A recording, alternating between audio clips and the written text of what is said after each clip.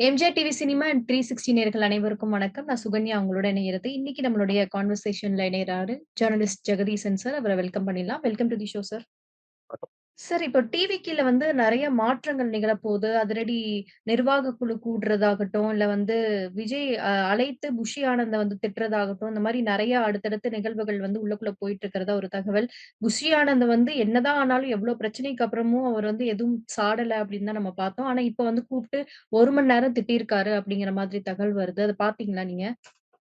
நான் பார்த்தேன். இந்த மாதிரியான செய்திகள் வந்து அப்பப்ப வரத்தான் செய்யும். இன்னும் ம். சொல்லப்போனா, இந்த முதலாக இந்த மாவட்ட செயலர்கள்லாம் அறிவிக்கப்பட்ட பொழுது, அ விஜய் அவர்கள் வந்து அந்த மாவட்ட செயலாளர்கள தவிர மற்ற எல்லாத்தையும் வெளிய போ சொல்ட்டாரு. அந்த கட்சியுடைய ம். பொருளாளர் வெளிய நின்னாரு. புஷி ஆனந்த் வெளிய வந்தாரு. அ விஜய தனிப்பட்ட முறையில் அவரிடம் பேசுகிறார். பேசி வந்து சில விஷயங்கள் எல்லாம் வாங்குகிறார். அப்படிங்கிற அளவிற்கெல்லாம் பல செய்திகள் வெளிய வந்தது. ஆனா, உண்மையிலேயே அதுக்கு பிறகு ஏதாவது நடந்ததான்னு கேட்டீங்கன்னா, எதுவுமே நடக்கல. எதிர்பார்ப்பு என்னன்னு ம். கேட்டீங்கன்னா, "எப்பா புஷி ஆனந்த் வந்து உங்கள காசு வாங்க சொல்றாரா? நீங்க காசு குடுக்குறீங்களா? நீங்க ஒவ்வொரு கீழ இருக்கிற அணிகள்ட்ட வந்து நீங்க எவ்வளவு தூரம் காசு வாங்குறீங்க?" அப்படிலாம் விஜய் கேட்பார். கடுமையான கேள்விகள்லாம் விஜய் கேட்டார் போல இருக்குன்னு பல பில்டப் குடுத்துச்சு. இன்னும் சொல்லப்போனா, புஷியை இந்த கட்சியில் வெறுக்கிறவர்கள் சார்பில இருந்து இதெல்லாம் எழுதப்பட்டது. ஆனா, எதுவுமே நடக்கல. ஃபைனலா வந்து என்னங்க நடந்துச்சுன்னு கேட்கும்பொழுது, விஜய்க்கு என்னங்க தெரியும்? அவருக்கு வந்து அந்த மாவட்ட செயலாளர்களோட என்ன பெரிய ராப்போ இருக்கு? எப்படி இருக்கீங்க? என்ன பண்றீங்க? அதோட தாண்டி அத எதுவுமே பேசல. இன்னும் ம். சொல்லப்போனா சில மாவட்ட செயலாளர்கள், "சார் எங்களுக்கு சில பண உதவிகள் தேவைப்படுது. நம்ம கட்சிய ரன் பண்ணணுங்கும்போது, நாங்க வந்து மன்றம் மாரி கிடையாது, இயக்கம் மாரி கிடையாது. சோ நீங்க வந்து பண உதவி செய்யுங்கன்னு" சொல்றது கூட விஜய் அது கூட கமிட் பண்ண பார்க்கலாம்னு சொல்லி அனுப்பிச்சாரே தவிர, உண்மையிலேயே மாவட்ட செயலர்ட்ட எந்தவித கேள்விகளும் கேட்கவில்லை. ஏன்னா, அன்னைக்கு செய்தியாளர்கள் 2 பேர் பயங்கரமா எழுதினாங்க. அதே மாரி ம். தான் இந்த கட்சியில வந்து விஜய் அவர்கள் இந்த மாரி விக்கிரவாண்டி மாநாட்டுக்கு பிறகு கடுமையாக புஷி ஆனந்த் அவர் திட்டினாரு. ரொம்ப மோசமா அரேஞ்ச்மென்ட் பண்ணிட்டீங்க. எவ்வளோ குறைபாடுகள் இருக்குன்னு சொல்லி சொன்னாருன்னு சொல்லி சொன்னாங்க. ஆனா, இந்த மாதிரியான ஒரு செய்தி வந்த பிறகு, நீங்க நம்ம பார்க்கிற மாதிரி, இல்ல உணர்ற மாதிரியான அந்த மாற்றம் எதுவும் வருமான்னு கேட்டீங்கன்னா, அந்த கட்சியில எப்பொழுதுமே நடந்தது கிடையாது. இது ஆரம்ப காலத்துல இருந்து தொடர்ச்சியா நடந்துட்டு தான் இருக்கு. நீங்க வந்து புஷி ஆனந்த் அவர் திட்டினாரு, ஜான் வர்கீஸ் திட்டியிருக்கலாம். சொல்லப்போனா ஜான் ம். வர்கீஸ் முதலாக தமிழக வெற்றிக் கழகம் அப்படிங்கிறத இக்கு விட்டாங்க இல்லையா? அதுக்கு வந்து என்ட்ட சொன்னாரு. பிரதர் தலைவர் பிளாஸ்டட் எவரிஒன். ஆனா அவர் என்ன சொன்னாருன்னா, சொல்லப்போனா உண்மையான காரணமே அவர்தான். இக்கு போடாம நம்ம போட்டுக்கலாம்னு சொல்லி, அது ஏதோ ஜோசியம் பார்த்து, நியூமராலஜி பார்த்து போட்டாங்க. ஆனா தலைவர் ம். எல்லாத்தையும் போட்டு சாடினாரு. அதற்கு பிறகு நான் கேள்விப்பட்டது கேட்டீங்கன்னா, தலைவர் சாடினதே அவர்தான். அவர்தான் பயங்கரமா திட்டினாரு. இது இது இது ம். கூட நீங்க பார்க்க மாட்டீங்களான்னு சொல்லி கேட்டது. அதற்கு பிறகு தேர்தல் ஆணையத்துல வந்து பதிவுகள் ரொம்ப லேட் ஆனுச்சு. அதுக்கெல்லாம் அவர் திட்டினாரு. என்ன நீங்க வேலை செய்றீங்கன்னு சொல்லி கேட்டாரு. இந்த மாரி செய்திகள் இருக்கு. பட் ம். இதனுடைய இம்பாக்ட் என்னவாக இருக்கிறது? புஷியானந்த் உடனே டக்குனு மாறிட்டாரா? இல்ல ஜான் வந்து மாறிட்டாரா? இந்த கட்சிய ம். வந்து ஒரு நல்வழி பாதையில கூட்டிட்டு போறதுக்கான வேலைகள பார்த்துட்டாங்களா? கட்சியோடைய இயக்கத்த வேகப்படுத்துறாங்களா? அப்படின்னு கேட்டீங்கன்னா, ம். அதெல்லாம் பார்க்க முடியல. உணர முடியாது நம்மளால. ஓகே. இதனால ஒரு பெரிய இம்பாக்ட் ஏற்பட்டுருச்சு அப்படிங்கிறது, அந்த இம்பாக்ட் என்னைக்குமே வந்து இந்த கட்சியில மிஸ் ஆயிட்டே இருக்கு. அதனால இந்த செய்திகள் உண்மையாக இருக்கலாம், இல்லாமல் இருக்கலாம். பட் அது செய்யக்கூடிய விஷயங்கள் என்பது எதுவுமே நடக்காதுங்கிறது தான் நிதர்சனமாக இருக்கிறது. Okay sir. தொடர்ந்து வந்து நிர்வாக குழுல வந்து ரிட்டயர்ட் ஐஏஎஸ் ஆபிசர்ஸ் எல்லாம் வந்து இணைக்க போறதா ஒரு தகவல். அதுல வந்து ஆமா. யாரெல்லாம் இணைய இருக்காங்க? அது இந்த தகவல் உண்மையா? ஆமா. சில காவல்துறை அதிகாரிகளோட பெயரெல்லாம் போடப்பட்டது. ரிட்டயர்டு டிஐஜியா இருந்தவங்க, டிஎஸ்பியா இருந்தவங்க அப்படின்னு சொல்லிட்டு சில பெயர்கள். இந்த பெயர்கள் வந்து உண்மையாக இருக்கக்கூடிய வாய்ப்புகள் இருக்குன்னு நினைக்கிறேன். ஏன்னா, அபிஷியல் நியூஸ் கிடையாது. ஃபர்ஸ்ட் ஆஃப் ஆல் என்ன கிடையாது. அதிகாரப்பூர்வமாக இப்ப நீங்க சில அணிகள்லாம் அறிவிச்சாங்க. நிர்வாக குழுன்னு ஒண்ணு ம். போட்டாங்க. அதற்கு பிறகு இன்னைக்கு வரைக்கும் சில அணிகள்லாம் அறிவிக்கப்படுறாங்க. அதே மாதிரி எங்களை வந்து வழிநடத்துவதற்கு, இல்ல வந்து ஒரு இந்த நிர்வாக குழுவிற்கு, இந்த தொண்டர் அணிக்காக இந்த சில அணிகள் இந்த டீம் போட்டிருக்காங்க. போலீஸ் அபிஷியல்ஸ் ஒரு டீம் போட்டிருக்கான்னு சொல்லி சொன்னாங்க. அபிஷியலா இன்னும் பேஜ்ல வரல. அபிஷியலா வந்து விஜயோட கையெழுத்து போட்டோ, புஷியானந்த் கையெழுத்து போட்டோ வரல.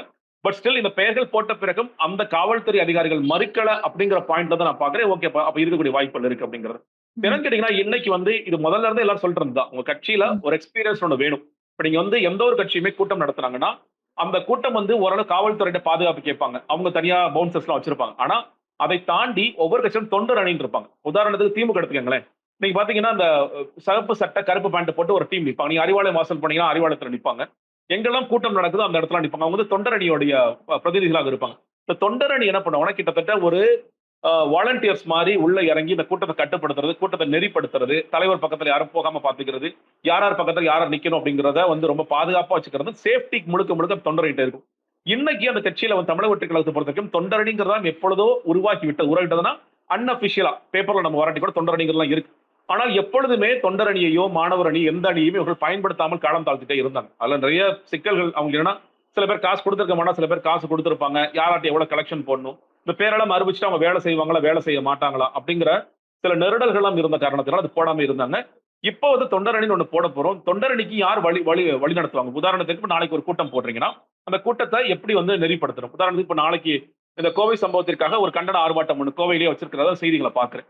அப்ப அந்த கூட்டத்த எப்படி கட்டுப்படுத்துவது? அந்த கூட்டத்தை எப்படி நெறிப்படுத்துவது? அப்படிங்கிறத நீங்க தொண்டரணி இயல்பாக செய்ய முடியுமானா அந்த எக்ஸ்பீரியன்ஸ் பொலிட்டிக்கல் எக்ஸ்பீரியன்ஸ் அவங்கள்ட்ட கிடையாது. அப்ப இந்த டீம் இந்த போலீஸ் டீம் வந்து அவங்கள்ட்ட இப்படிதான் நாங்க கட்டுப்படுத்துவோம். போலீஸா இருந்து நாங்க செயல்படக்கூடியது இப்படிதான். அரசியல் கட்சியாக நீங்கள் செயல்பட வேண்டியது இப்படிதான். அரசியல் கட்சி இப்படிதான் செயல்படுவாங்க அப்படிங்கிற ஒரு கைடன்ஸையும் ஒரு இன்ஸ்ட்ரக்ஷன் குடுக்கறதுக்காக இத உருவாக்கியிருக்காங்க அப்படின்னு நினைக்கிறேன். என்னன்னா பயன்படுத்தணும் அதுதான் பிரச்சனை. நீங்க வந்து ஒரு பேர அறிவிச்சிட்டீங்க. அந்த பேர் அறிவித்த பிறகு அவங்களுக்கு அந்த முழு சுதந்திரத்தையும் குடுத்து மறுபடியும் வந்து ஓகே புஷ்யானந்த் எல்லாத்தையும் சொல்லுவாரு, புஷ்யானந்த் சொல்லுவாரு அப்படிங்கிறது இல்லாம, இல்ல ஆதவர்ஜுனா சொல்லுவாரு யாரோ சொல்லுவாரு இல்லாம, இந்த அணி உங்களுக்கு கொடுக்கப்பட்ட வேலைங்கிறது சுமூகமான கூட்டங்களை நடத்திட்டு போணுங்க. நாளைக்குமே இப்ப கூட்டம் நடக்குதுன்னா, நாளைக்கு வந்து பெரிய கூட்டம் வரக்கூடிய வாய்ப்புகள் இருக்கு. அந்த கூட்டத்துல எந்த அசம்பாவிதமும் ஏற்பட்டுறக்கூடாது. யாரும் மயக்கம் போட்டுறக்கூடாது. அவங்களுக்கு என்ன தேவையான விஷயங்களை யார் எப்படி செய்றது? ஒரு முறையா ஒரு வாலண்டியர் டீம் எப்படி வொர்க் பண்ணணுமோ, அத வொர்க் பண்ணணும் அப்படிங்கிறதுக்கு நீங்க அவங்களுக்கு இன்ஸ்ட்ரக்ஷன் குடுங்க அப்படிங்கிறதோட இந்த கட்சியினர் வந்து அதுல இருந்து விலகிரணும். எல்லாவற்றிலும் மூக்கு நடுங்கக்கூடாது. நீங்க புஷ்யானந்த் எல்லாத்துலயும் போய் இந்த போலீஸ் ஆபீசர் சார் இது பண்ணலாமா? அது பண்ணலாமா? இது பண்ணலாமா? அப்படின்னு கேட்டுட்டே இருந்தீங்கன்னா, அவங்க எல்லாம் ரொம்ப உயர் பதவிகள்ல இருந்தவங்க அவங்களுக்கே ஒரு மாரி அயர்ச்சியை குடுத்துரும். அந்த மாரி செய்யாம ஒரு ப்ராப்பரா ஒரு கட்சிய கூட்டிட்டு போறாங்க. அது உண்மை என்னும் பட்சத்தில் அது வரவேற்கக்கூடிய ஒன்றுதான். Okay sir. இப்போ ரிட்டயர்ட் ஐஏஎஸ் ஆஃபீசர்ஸ் வராங்கனாலே அவங்களுக்கு ஒரு பெரிய புரிதல் இருக்கும். அண்ட் இதுக்கு முன்னாடி வழி நடத்தியிருப்பாங்க அப்படிங்கிறது ஒரு கண்ணோட்டத்துல பார்த்தா கூட, ஆ இதுக்கு முன்னாடி இவ்ளோ குறைபாடுகள் நடந்ததுக்கு அப்புறம், இவ்ளோ ஒரு உயிரிழப்புகள் நடந்ததுக்கு அப்புறம், இப்ப வந்து ஒரு கட்சியை சீரமைக்கிறதுங்கிறது, இது எப்படி நம்ம ஒரு அரசியல் ஒரு நோக்கமா பார்க்கலாம் சார்? இல்லங்க. நீங்க ஆரம்பத்துல இருந்தே எல்லோரும் சொன்னதுதான். இன்னுமே சொல்றேனே, நீங்க இப்போ ம். ரிட்டயர்ட் அபிஷியல்ஸா இருக்கிறவங்க கூட, நீங்க சில பேர் அட்மினிஸ்ட்ரேட்டிவ் ரீதியா ஒரு காவல்துறை எப்படி யோசிப்பாங்களோ, அப்படி யோசிப்பாங்க. நீங்க அது கூட சொன்னா கட்சிக்கு பொருந்தாது.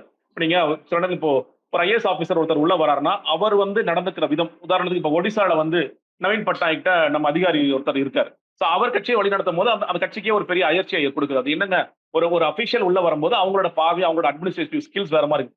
இப்ப அது சக்சஸ்ஃபுல்லான மாடல் இருக்குது. ஆம் ஆத்மியை பொறுத்தவரைக்கும் அரவிந்த் கெஜ்ரிவால் ஐஆர்எஸ் ஆபிசரா இருந்தா கூட, இந்த கட்சியை தலைமை தாங்கும்போது அது அவங்களுக்கு ஹெல்ப்ஃபுல்லா இருந்திருக்கு. ஆனா ஜெனரலா ஒரு படிச்ச ரொம்ப மூத்த ஐஏஎஸ் ஆபிசர்ஸ், ஐஆர்எஸ் ஆபிசர்ஸ், இல்ல வந்து ஐபிஎஸ் ஆபிசர்ஸ வந்து கட்சிக்காரங்க ஏத்துக்குவாங்கன்னா ஏத்துக்க மாட்டாங்க. சோ அவங்களுக்கு சில விஷயங்கள் தெரியாது. ஆனா அதே இடத்துல ஒரு பொலிட்டிக்கல் எக்ஸ்பீரியன்ஸோட இருக்கிற வேற கட்சியை சேர்ந்தவர்கள் உள்ளே வரும்போது அந்த ஏற்பு இருக்கும் இயல்பாகவே. நீங்க வந்து ம். உதாரணத்திற்கு இந்த கட்சியில சேருவதற்கு எல்லா கட்சியில இருந்து எவ்வளவு பேர் முயற்சி பண்ணாங்க. ம். அந்த மாதிரியான நபர்களை நீங்க கொண்டு வந்து வச்சீங்கன்னா, அவங்க சொல்லுவாங்க, சார் ஒரு பொலிட்டிக்கல் மீட்டிங் எப்படி நடத்தணும்? இப்ப உதாரணத்துக்கு இப்ப செங்கோட்டையன் இருக்காருன்னு வச்சுக்கங்களேன். இப்ப ம். செங்கோட்டையன் நான் ஒரு உதாரணத்துக்கு மட்டும் தான் சொல்றேன். ம். அவர் வந்து இந்த கட்சிக்கு ஏதாவது சொல்லிக் கொடுக்கணும்னு நினைக்கிறாருன்னு வச்சுக்கங்களேன். ம். அவரால கிளியரா சொல்லிக் கொடுக்கும். அவர் ஜெயலலிதா அவர்களுக்கும் எங்க ரூட் பிளான் முதற்கொண்டு போட்டு கொடுத்தவர். ஒரு மீட்டிங் எப்படி ப்ராப்பரா நடத்தணும்? ஒரு மீட்டிங்க்கு என்னென்ன தேவையாக இருக்கிறது? நீங்க மீட்டிங்க்கு எத்தனை மணிக்கு வரணும்? எப்படி போணும்? நீங்க வந்து எப்படி இந்த டிஸ்ட்ரிபியூஷன் நடக்கணும்? எல்லாவற்றையும் சொல்லக்கூடிய இடத்துல. சோ இந்த டீம விட, இந்த அபிஷியல்ஸ் டீம விட ஒரு பொலிட்டிக்கல் எக்ஸ்பீரியன்ஸா இருக்கிறவங்கள இந்த கட்சிக்குள்ள சேர்த்திருந்தாங்கன்னா, இந்த அசம்பாவிதம் எதுவும் நடந்திருக்கவே கிடையாது. ஆரம்பத்திலவே சொல்றேன். விக்கிரவாண்டியில ஏற்பட்ட மயங்கி விழுந்ததுல இருந்து, நீங்க ஒவ்வொரு இடத்துலயும் மயங்கி விழுகிற எதுவுமே நடக்காம இருந்திருக்குன்னா, பொலிட்டிக்கல் எக்ஸ்பீரியன்ஸ் இருக்கக்கூடிய ஒரு உயர்மட்ட குழு. உயர்மட்ட குழு வந்து எலக்ஷன்ல இறங்கணும், எலக்ஷன்ல போய் கண்டெஸ்ட் பண்ணணுங்கிற அவசியம் இல்ல. இவங்கள கைட் பண்ற மாதிரியான ஒரு குழு இருந்திருந்தா, இந்த தொண்டர்களை கூட அரசியல்மயப்படுத்துறதுக்கு என்னென்ன வேலைகள் செய்யணும்? ஊர் ஊராக நீங்க என்ன மாரி கூட்டங்கள் போடணும்? கொள்கை விளக்க பொதுக்கூட்டங்கள் போடணும் அப்படிங்கிற விஷயங்கள் எல்லாம் அவங்க ரொம்ப தெளிவா சொல்லியிருப்பாங்க. அதை என்னைக்குமே அந்த கட்சி ஏற்றுக்கிட்டதே கிடையாது. இந்த கட்சின்னு சொல்லும்பொழுது புஷி ஆனந்தும், ஜான் ரவிசாமியும் எந்த ம். கட்சியில இருந்து யார் வந்தாலும் அவங்கள காலி பண்ற வேலையை ரொம்ப கிளீனா பார்த்தாங்க. ம். எல்லா கட்சியிலும் வந்தாங்க. நான் சொல்றேன் திமுக, அதிமுக, மதிமுக, அமமுக எல்லா கட்சியில இருந்தும் ஆட்கள் வர தயாராக இருந்தாங்க. காத்துக்கிட்டு இருந்தாங்க. எங்கள கூப்பிடுங்க நாங்க வந்து ஜாயின் பண்றோம். முடியவே முடியாது. ஏன்னா நீங்க வந்தீங்கன்னா, உங்களுடைய அனுபவத்திற்கு முன்னாடி நாங்கலாம் காணாம போயிருவோம். அப்போ உங்கள ஓரம் கட்டுறதா என்னோட ஃபோன் எடுக்க மாட்டாங்க. அவங்கள வந்து அசிங்கப்படுத்துவாங்க. இந்த மாரி நெறைய வேலைகள இந்த டீம் பண்ணிட்டே இருந்தாங்க. அதனால ஒரு சமயத்துல இது கட்சி உருப்படாதுன்னு சொல்லிட்டு அவங்கலாம் வெளிய போயிட்டாங்க. அவங்க வந்து உள்ள வர்றதுக்கான வேலைகளை பார்க்கலாம். இப்ப அட்லீஸ்ட் இந்த மாரியான விஷயங்கள் பண்றாங்கன்னா கூட, நீங்க வந்து அந்த பொலிட்டிக்கல் எக்ஸ்பீரியன்ஸ மேட்ச் பண்ண முடியுமா? ஒரு பொலிட்டிஷியனோட எக்ஸ்பீரியன்ஸ மேட்ச் பண்ண முடியுமா? நிச்சயமா மேட்ச் பண்ண முடியாது. பட் அட்லீஸ்ட் இது ஒரு ஸ்டெப் அப்படிங்கிற அளவுக்கு நான் பார்க்கிறேன். Okay sir. இப்ப வந்து உள்ளுக்குள்ளேயே வந்து ஒரு பா ஒரு சில நிர்வாகிகள் குழு கூட்டத்திலேயே வந்துட்டு, இந்த பார் கவுன்சில் தேர்தல் வந்து வைக்கணும். அதுல நம்மளே வந்து ஜெயிக்கணும் அப்படிங்கிற மாதிரி ஆதவ அர்ஜுனா சொன்னதா ஒரு தகவல். அது எப்படி சார் பார்க்குறீங்க? இல்லங்க. இப்போ நீங்க பார் கவுன்சில் எலக்ஷன் நம்ம சொன்னாலும், அந்த பார் கவுன்சில்லயும் வந்து கட்சி சார்பா தான் நெறைய பேர் நிப்பாங்க. உதாரணத்துக்கு ம். இப்போ நீங்க இன்னும் சொல்லப்போனா, நீங்க காலேஜஸே எடுத்துக்கலாமே. லா ம். காலேஜஸ். லா காலேஜஸ்ல பார்த்தீங்கன்னா, திமுக டீம் இருக்கும், அதிமுக டீம் இருக்கும், பாஜக டீம் இருக்கும். இன்னைக்குமே நீங்க நீங்க அதே மாதிரி திமுக எம்பிஸ் எடுங்களேன். நெறைய பேர் லா முடிச்சிருப்பாங்க. நீங்க பிஎல் ம். முடிச்சவங்களா இருப்பாங்க, எம்எல் முடிச்சவங்களா இருப்பாங்க. இப்ப நீங்க ரொம்ப பிரபலமான லாயர்ஸ் எல்லாமே இப்ப நீங்க எல்லாருமே வந்து லாயர்ஸா இருந்து லா காலேஜ்ல படிச்சு பல நேரங்கள்ல அரசியல் அவங்க கத்துக்கிட்ட இடமே லா காலேஜா இருக்கும். அம்பேத்கர் லா காலேஜா இருக்கும். நீ சென்னை ம். கல்லூரி, திருச்சி கல்லூரி இப்படி காலேஜஸ்ல படிச்சவங்களா இருப்பாங்க. இந்த பார் கவுன்சில் தேர்தலும் கிட்டத்தட்ட எப்படி வந்து ஒரு அரசியல் கட்சிக்கான தேர்தல் நடக்குதோ, ஒரு சங்கத்திற்கான தேர்தல் நடக்குதோ, அந்த மாரி முக்கியமான தேர்தல். அதுல வந்து எல்லா கட்சிக்காரங்களையும் போட்டியிடுவாங்க. கட்சியக்காரங்களா காமிக்காட்டி கூட நமக்கு தெரியும். ஓகே இவர் டிஎம்கே ரெப்ரசென்ட் பண்றாரு. இவர் ஏடிஎம்கே ரெப்ரசென்ட் பண்றாரு அப்படின்னு. ம். அதுலயுமே வந்து இன்னைக்கு பார் கவுன்சில் எலக்ஷனுமே பெரிய அளவுல இன்னைக்கு மாறிடுச்சு. நீங்க அதுலயுமே கிட்டத்தட்ட ம். இந்த எலக்ஷன்ஸ்க்கு நம்ம போய் ஒருத்தரையா கேன்வாஸ் பண்றது, அவங்களுக்கான விஷயங்கள செஞ்சு குடுக்குறது, நமக்கு புரியும்னு நெனைக்கிறேன். அதெல்லாம் என்ன பண்ணணுமோ அவங்கள கவனிக்கிறது போன்ற எல்லா விஷயங்களும் இதுலயும் நடந்துகிட்டு இருக்கு. நான் கேள்விப்பட்ட வரைக்கும் டிவிகேல வந்து 2 பேர் நிக்கிற மாரி நான் கேள்விப்படுறேன். அதுவே எனக்கு எப்படின்னு தெரியல. இப்ப அந்த கட்சியோட அறிவழகன் ஒருத்தர் நிக்கிறாரு. அப்புறம் அவரோட சட்ட ஆலோசனை குழுவா இன்னொரு லாயர் ஒருத்தர் இருக்காரு. அவருமே நிக்கிறார் அப்படிங்கிற மாரி சில செய்திகள் கேள்விப்பட்டேன். அப்படி நின்னாங்கன்னா, அப்ப டிவிகேக்குள்ளே 2 டீமா அப்படிங்கிற மாரியான ஒரு ப்ரொஜெக்ஷன்ஸ குடுக்கக்கூடிய வாய்ப்புகள் இருக்கு. அப்போ இது யாருக்கு மக்கள் வாக்களிப்பாங்க? இன்னும் சொல்ல டிவிகே சப்போர்ட்டர்ஸா இருக்கிறவங்க, லாயர்ஸா இருக்கிறவங்க, பார்ல இருக்கிறவங்க, அவங்க யாருக்கு வந்து வாக்களிப்பாங்க? அவர் வந்து சட்ட ஆலோசனையில இருக்கிறவர் வந்து விஜய் அவர்களுடைய நெருக்கமா இருக்காரு. இவர் வந்து புதுசா வந்திருக்காரு. அப்போ இது இது வந்து ரிசால்வ் பண்ணி கரெக்ட்டா டிவிக்கு ரெப்ரசென்ட் பண்ற மாரி ஒண்ணு பண்ணிருக்கலாம். அத ஒரிஜினலா இந்த இடத்துல ஒரு குரூப்பிசம் பண்றாங்களா, புஷியான இந்த குரூப்பிசம் கொண்டு வர்றாங்களா அப்படிங்கிறது தெரியல. இந்த பார் கவுன்சில் எலக்ஷன் இதனால அவங்களுக்கு ஒரு ஒரு அ ஒரு பின்னடைவு ஏற்படுதுன்னு வச்சுக்கோங்களேன். இது வந்து 2 டீமா வேலை பார்க்குறாங்க. பின்னடைவு ஏற்பட்டுச்சு அப்படின்னா, அது வந்து அவங்களுக்கு ஒரு மாரி இதுதான் ஒரு பின்னடைவு தான் குடுக்கக்கூடிய வாய்ப்புகள் இருக்கிறது. இத ஓகே. கிளாரிஃபை ம். பண்ணி விஜய்ட்டயே கூட கேட்டிருக்கலாம், இல்ல புஷி ஆனந்த்ட்ட கேட்டிருக்கலாம். யாருங்க நிப்பாட்ட ம். போறோம் அப்படிங்கிறது. இவர் ம். ஒருத்தர பேக்கப் பண்றாரு, இன்னொருத்தர் நிக்கிறாரு அப்படிங்கிறத நான் கேள்விப்படுறேன். சோ ரிசல்ட்ஸ் வந்த பிறகு தான் தெரியும். இது உண்மையிலே யாருக்கு யாருக்கு வலிமை இருக்கிறது அப்படிங்கிறது ரிசல்ட்ஸ் வந்த பிறகு தான் தெரியும் நான் பார்க்கிறேன். Okay sir. இப்போ வந்து டிசம்பருக்காக தான் எல்லாருமே வெயிட் பண்ணிட்டு இருக்காங்க. ஏன்னா, யார் யாரோட போய் கூட்டணியில போய் சேரப் போறா? யார் இந்த கூட்டணிக்கு வந்து வரப்போறாங்க? யார் விட்டு விலகப் போறாங்க? அப்படிங்கிறதெல்லாம் ஒரு பெரிய கேள்விக்குறியா இருக்கு.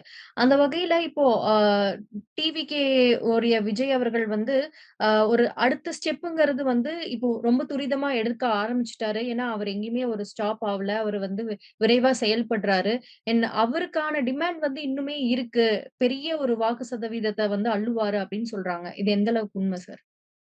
இல்லங்க நீங்க சொன்னதுல நீங்க அந்த முதல் ஸ்டேட்மெண்ட் டிவிக்கு எங்கேயுமே ஸ்டாப் ஆகல, விஜய் எங்கேயுமே ஸ்டாப் ஆகலன்னு சொல்றீங்க இல்லையா? அதுல நான் மாறுபடுறேன். விஜய் இன்னும் வீட்டுக்குள்ள தான் உட்கார்ந்துட்டு இருக்காரு. விஜய் எங்கேயும் வெளிய வர்றாரு. விஜய் தன்னோட நிர்வாக குழு கூட்டம்னு ஒண்ணு அறிவிக்கிறாரு. அவருடைய ஆணைப்படி, அவரின் வழிகாட்டுதலின்படி கடிதம் எல்லாம் வருது. ஆனா விஜய் அந்த கூட்டத்துக்கே வரல. சரி அட்லீஸ்ட் வீடியோ கான்ஃபரன்ஸ்ல கலந்துக்கிட்டாரு. அதுலயும் கலந்துக்கல. சரி அந்த கூட்டம் முடிஞ்சது. செய்தி குறிப்பு ஏதாவது வந்துச்சா? ஓகே இந்த ம், கூட்டத்தில் எடுக்கப்பட்ட முக்கியமான முடிவுகள், சில தீர்மானங்கள். இதன் ம். அடிப்படையில் நாங்கள் கட்சி செயல்படுத்தப் போகின்றோம். கள செயல்பாடு இதெல்லாம் பிளான் பண்ணியிருக்கோம். நாங்க வந்து ம். கட்டமைப்பு இதெல்லாம் முடிக்கிறோம். ஏதாவது வந்துச்சா? ஆனா இவ்ளோ போட்டோ மட்டும் வந்துச்சு. பிரச்சனைகள் நடந்துச்சு. இவ்ளோ ஒரு உயிரிழப்புகள் நடந்திருக்கு. இதுவே வந்து திமுக தலைவர் மு.க. ஸ்டாலினா இருக்கட்டும், முதல்வர் மு.க. ஸ்டாலினா இருக்கட்டும், இல்ல எதிர்க்கட்சி தலைவர் எடப்பாடியா இருக்கட்டும், இவங்க யாராவது போய் இந்த மாதிரி ஒரு சம்பவம் நடந்திருந்தா, இந்த அளவுக்கு வந்து மக்கள் வந்து மௌனியா இருந்திருக்க மாட்டாங்க. அண்ட் வந்து இறந்தவங்களே ஒரு அம்மா சொல்றாங்க, "விஜய பாத்துட்டோமே" அப்படின்னு ஒரு ஸ்டேட்மெண்ட் ஆம், குடுக்குறாங்க. ஆம். அது போதும் என் பையன் இதெல்லாம் வந்து எப்படி சார் எடுத்துக்கிறது? ஏன்னா, இது வந்து விஜய்க்கு நடக்கும்போது வந்து இன்னுமே மக்கள் வந்து அவர ஒரு ஹீரோ, செலிபிரிட்டி அதெல்லாம் தாண்டி ஒருவேள இதெல்லாம் வாக்குகளா மாறிடுமோ! ஒருவேளை இவருக்கு ஆதரவு பெருகிடுமோ! ஏன்னா, இந்த இம்பாக்ட் வந்து வேற ஒரு அரசியல் கட்சி தலைவர் வந்து பண்ணியிருந்தா, இது வந்து தமிழ்நாட்டுல ஒரு மிகப்பெரிய ஒரு மாற்றத்தை ஏற்படுத்தியிருக்கும். ஆம், தாக்கத்தை ஆம். ஏற்படுத்தியிருக்கும் எலக்ஷன்ல. ஆனா, இவருக்கு வந்து இன்னுமே அந்த ஒரு பிரம்மாண்டமோ, இல்ல அந்த ஒரு பேச்சோ, இல்ல அந்த ஒரு எதிர்ப்போ இல்லையோ! அப்படிங்கிற ஒரு பார்வை இருக்கே சார். அது புரியுது. நீங்க அதான் நான் நான் சொல்ல ம். வந்தது என்னன்னு கேட்டீங்கன்னா, விஜய் அதற்கான எஃபோர்ட்ஸ் வந்து நீங்க சொன்ன மாரி மக்கள் இன்னும் எப்படி பார்க்கிறாங்கன்னு ஒரு பார்ட்டு. விஜய் ம். அதற்கான எஃபோர்ட்ஸ் ஏதாவது போடுறாரா? விஜய் வந்து தேக்க நிலையில இருக்காரா? விஜய் அத விட்டு ரிலீவ் ஆயிட்டாரா? அப்படிங்கிறதுல, அவர்களும் தேக்க நிலையில தான் இருக்காரு அப்படிங்கிறத என்னோட நீங்க கேட்டதுல, இப்ப நீங்க சொன்னீங்க. ஒரு ஒரு அம்மாவே என்ன பேசுனாங்க? முதல்ல இன்னும் சொல்லப்போனா நிவாரண உதவி பெறுவதற்கு முன்னாடி அவங்க சொன்னது, ஆ என்னுடைய குழந்தனால நான் அவர் பக்கத்துல கிடைக்கிற ஒரு வாய்ப்பு எனக்கு கிடைச்சது. அதற்கு வந்து நாங்க பலிகடாவா பலி குடுத்துட்டோம் அப்படின்னு ஒரு வார்த்தைய பயன்படுத்துறாங்க.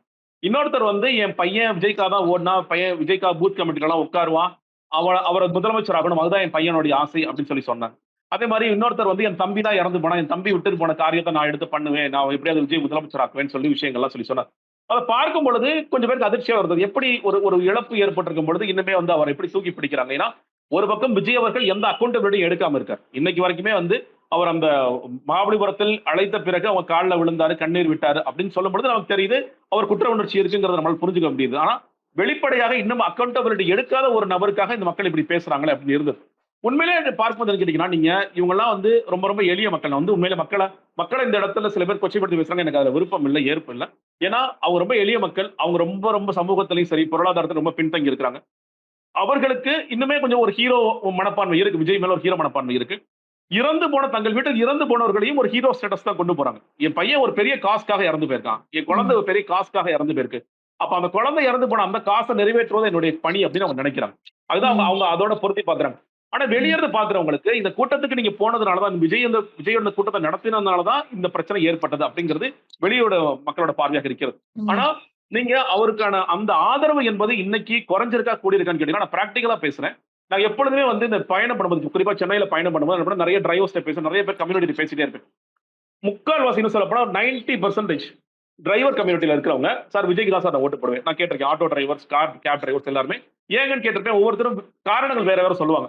ஒருத்தர் சொன்னாரு, "சும்மா குழப்பி விடலாம் சார். வந்துட்டு இருக்கக்குள்ள எதுக்கு சார் வரணும்?" அப்படின்னு சொல்லி சொன்னார். இன்னொரு பையன், "அண்ணா அவர் நெறைய பண்ணிட்டாருண்ணா" அப்படின்னு சொல்லி சொன்னான். "என்னப்பா பண்ணாருன்னு?" நான் கேட்டேன். அவனால பதில் சொல்ல முடியல. சினிமாலே நெறைய பண்ணிட்டாரான்னு கடைசியா வந்து முடிச்சான். அது வேற. பட் ஆனா அவனுக்கு வந்து விஜய் ஒரு மாற்றம்னு நினைக்கிறான். இதே மாரி நெறைய வெவ்வேறு காரணங்கள். ஆனா இந்த சம்பவத்திற்கு பிறகு நான் என்ன சொல்றேன்னா, விஜயோட வீடியோவுக்கு பிறகு இந்த கம்யூனிட்டிஸ் நெறைய பேசுறவங்க எல்லாருமே, சார் அவங்க பொதுவான பார்வை என்பது, நாங்க வந்து விஜய் ஹீரோவா பார்த்தோம். விஜய் ஒரு லீடர்ஷிப் மெட்டீரியல். இன்னும் சொல்லப்போனா, இப்ப எடப்பாடி பழனிசாமி இப்ப ஸ்டாலினுக்கு எதிர்த்து எடப்பாடி பழனிசாமி இருக்காரு. அவர்ட்ட அந்த கரிஸ்மா இல்ல. அவர் வந்து லீடர்ஷிப் மெட்டீரியலா எங்களுக்கு தெரியவே இல்ல. அப்ப அந்த லீடர்ஷிப் மெட்டீரியலா விஜய் தெரியுன்ற காரணத்தினால அவருக்கு வாக்களிக்கலாம்னு நெனச்சோம். ஆனா, நீங்க தப்பு செஞ்சீங்க, தப்பு செய்யலங்கிற டிபேட்டுக்குள்ளே போகல. அவர் எப்படி வந்து அந்த இடத்த விட்டு போகலாம்? அப்படிங்கிறது ஒரு கேள்வி. ஏன் விஜய் வீட்ட விட்டு வெளிய வராம இருந்தார்? 30 நாட்களாக விஜய் ஏன் வீட்ட விட்டு வெளிய இருந்தார்? அந்த ஒட்டுமொத்த கட்சியுமே வெளிய வராம இருக்கு. இப்படிப்பட்ட ஒரு நபர்ட்ட எப்படி நம்ம நம்பி வாக்களிக்க முடியும்? தமிழ்நாட்டை எப்படி நம்பி கொடுக்க முடியும்? அப்படிங்கிற பார்வை இன்னைக்கு மாறிருக்கு.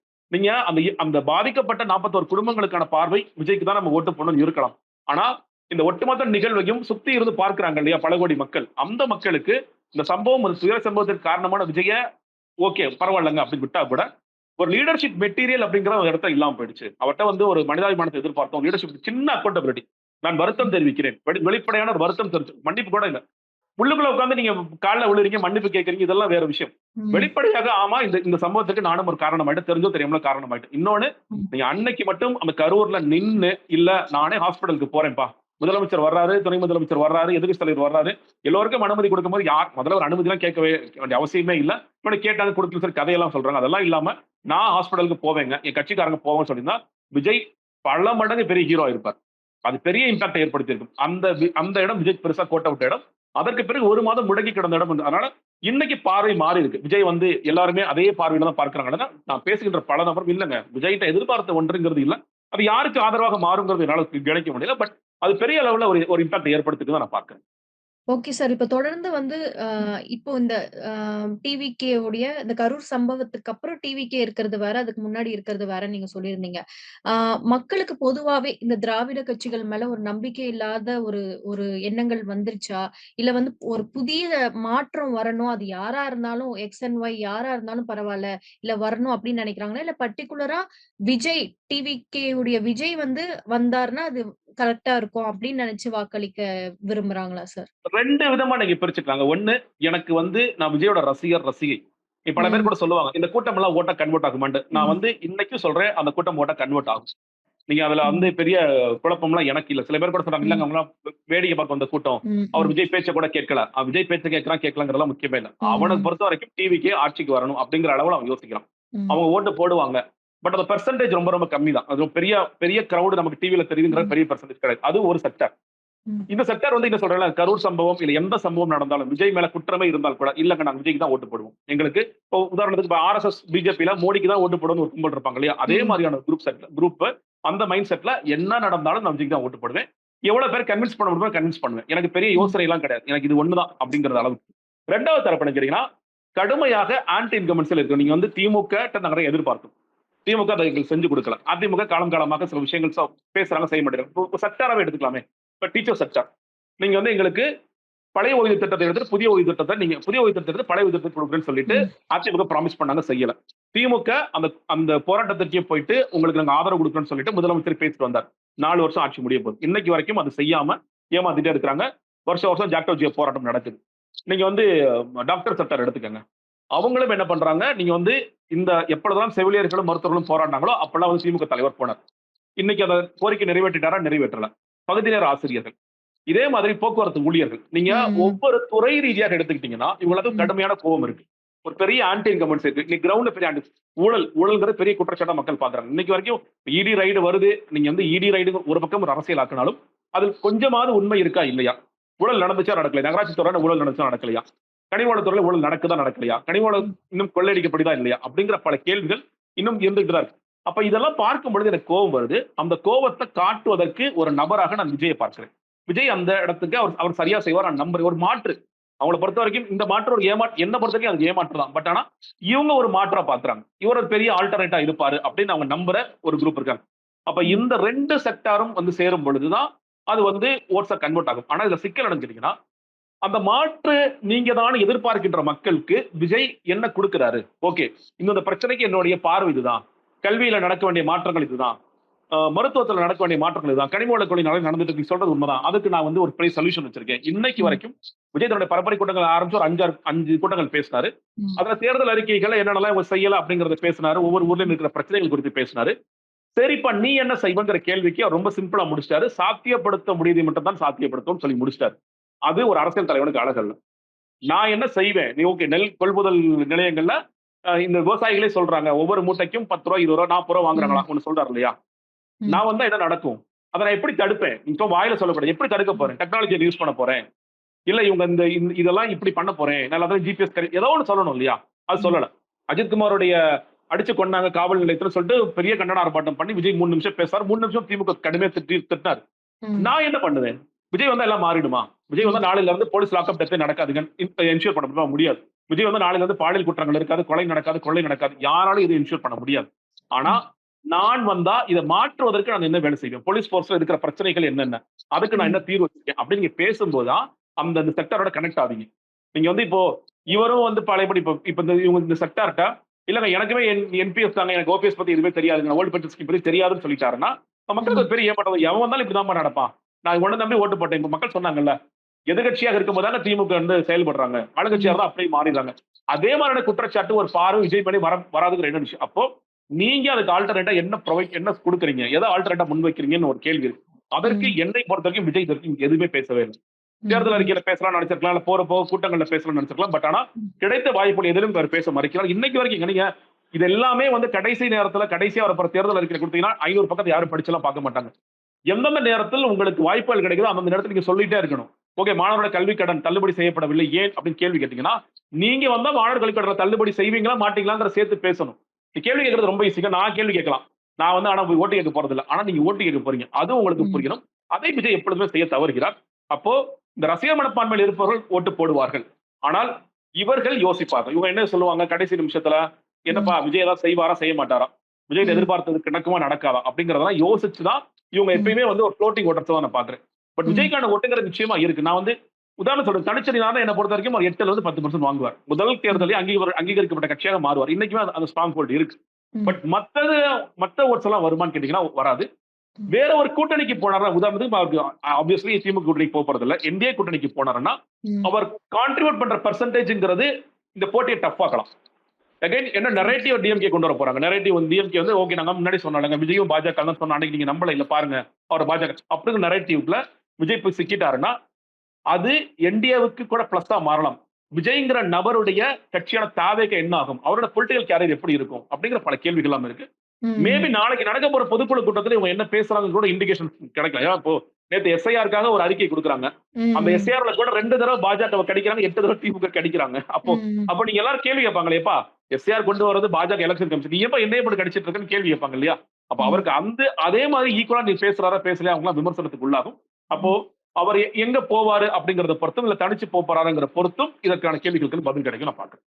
Okay sir. இவர் தனிச்சு போறதுக்கு எந்த அளவுக்கு இவருக்கு தைரியம் இருக்கும்? இத வந்து எப்படி அவர் ஹேண்டில் பண்றதுக்கான வாய்ப்பு இருக்கு? ஏன்னா டிசம்பர்ல தான் தெரிய போது. ஒருவேள வந்து ஏடிஎம்கே, என்டிஏவோட கூட்டணி வந்து வைக்கும்போது, அவருக்கான அ ஒரு அரசியல் முதிர்ச்சின்னு சொல்ல முடியாது. அவருக்கான அரசியல் யுக்தி வந்து எப்படியாக இது மாறுறதுக்கான வாய்ப்பு இருக்கு? இல்லங்க. நீங்க முதல்ல டிசம்பர்ன்னு சொல்றீங்க. நான் அதுல மாறுபடுறேன். எனக்கு தெரிஞ்சு ஜனவரி தாங்க வரும். ஜனநாயகனுடைய படம் ஓகே, ரிலீஸ்க்கு பிறகு தான் அவர் எதுனாலும் ஓகேயோ இல்லையோ அது அப்பதான் சொல்லுவார். ஓகே. ஏன்னா, அவருக்கு அந்த பட வியாபாரம் ரொம்ப ரொம்ப முக்கியம். பொங்கலுக்கு ம், பிறகு தான். இன்னும் சொல்லப்போனா, இப்ப அப்ரோச் பண்ற எல்லார்ட்டயுமே அவர் சொல்றது நான் நான் கமிட்டலா தான் இருக்காரு. நான் எதுவும் கமிட் பண்ண விரும்பலன்னு சொல்லி தான் சொல்லிட்டு இருக்காருங்கிறது நான் ஓகே. செய்திகள் கேள்விப்படுறேன். எதுவுமே ம், சொல்ல மாட்டாரு. நீங்க ம். வந்து தனிச்சர் என்னாருன்னா, நீங்க தைரியம்னு ஒரு வார்த்தையை பயன்படுத்துறீங்க. அந்த தைரியத்த தாண்டி அவர் பணம் செலவழிப்பாரா, செலவழிக்க மாட்டாராங்கிறதுல ஓகே. அவர் பணம் செலவழிக்க தயாராக இல்லை. என்ட்ட பணம் ம், கேட்காதீங்க. எலக்ஷன்ஸ்க்கு நீங்க விக்கிரவாண்டி மாநாடு தவிர எதற்குமே அவரோட பணம் செலவு செய்யப்படவில்லை. ஆதோர்ஜுனா பணம் தான் செலவு செய்யப்படுகிறது.